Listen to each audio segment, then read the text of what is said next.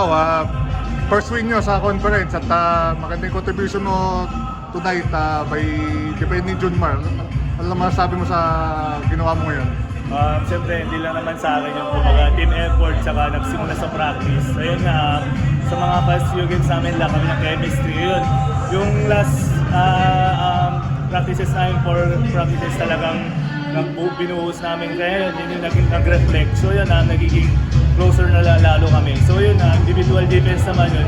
Yung kumbaga, ginawa ko yung part ko. Yun, kumbaga may kanya-kanya kaming role. So yun yung role ko. Yun. Nagtulungan kayo ni Mark Omega doon sa... Oo, kay Mark Omega lahat. Sabi ko nga, collective effort. Kasi nanggaling ka sa sitwasyon na Converge na talagang contender. Tapos ngayon sa Titan ka na binati struggling or building. Paano mo tinake yung sitwasyon na yun? Siyempre, think positive lang. Siyempre, hindi mo pwedeng ganun yung team kasi kumbaga, team pa rin. Kumbaga, ayusin mo kung ano yung dapat ayusin. Tapos, yun nga, magsisimula yan sa training. So yun, kumbaga, di man pare-pares ng team eh. Tulad ng sinabi mo, di ba?